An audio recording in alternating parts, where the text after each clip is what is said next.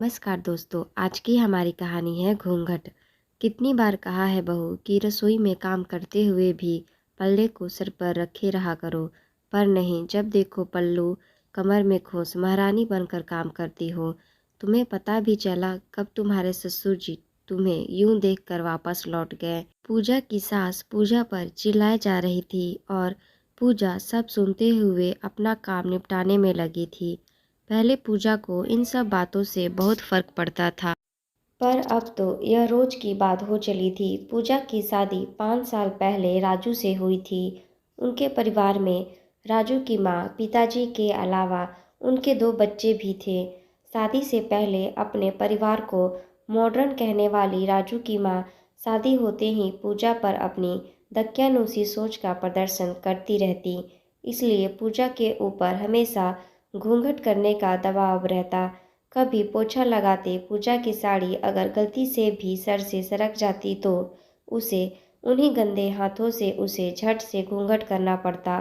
पर मजाल है कि वहाँ बैठे उसके ससुर जी के मन में यह विचार आ जाए कि बहू को परेशानी हो रही है तो वहाँ से हट जाए, और ना ही उसकी सास अपने पति से कुछ कहती।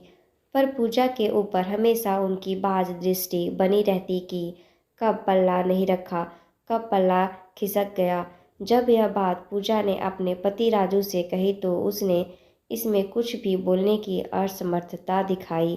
पर पूजा की परेशानी समझते हुए खड़े खड़े लगाने वाला पोछा ले आया।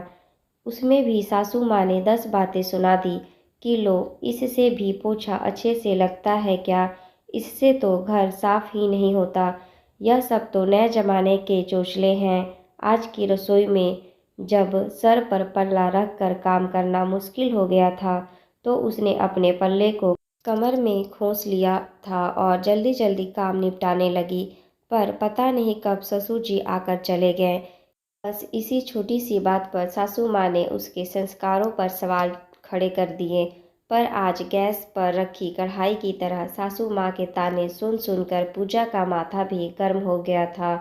तो वह भी आज अपनी सास से नाते हुए बोली, मम्मी जी, मेरे संस्कारों पर सवाल उठाने से पहले एक नज़र पापा जी की संस्कारों पर भी डाल लीजिए। आप अपनी बहू पर घूंघट करने का जितना दबाव बनाती हैं, उतना ही अगर आपने पापा जी से यह कहा होता कि जहाँ बहू काम कर रही हो वहाँ चुपचाप और बार बार नहीं जाते, तो आपको बहू की जासूसी नहीं करनी पड़ती। थोड़ा पर्दा ससुर जी से भी करवा लीजिए आप। बहू, सोच समझ कर बोलो। हमारे पति अपने घर में आज़ादी से नहीं रहेंगे तो कहाँ रहेंगे। बहू तुम हो तो पर्दा तुम्हें करना चाहिए। तुम्हें इस बात का ख्याल रखना चाहिए कि कौन कब अंदर आ रहा है। ठीक है मम्मी जी, अब से मैं सिर्फ घूंघट पर ध्यान दूंगी, पर घूंघट करके मुझसे कोई काम नहीं होगा। तो अब आप देख लीजिए कि घर का काम करवाना है या घूंघट, अच्छे से सोच कर बता दीजिएगा। तब तक मैं आराम से अपने कमरे में जाकर बैठती हूँ।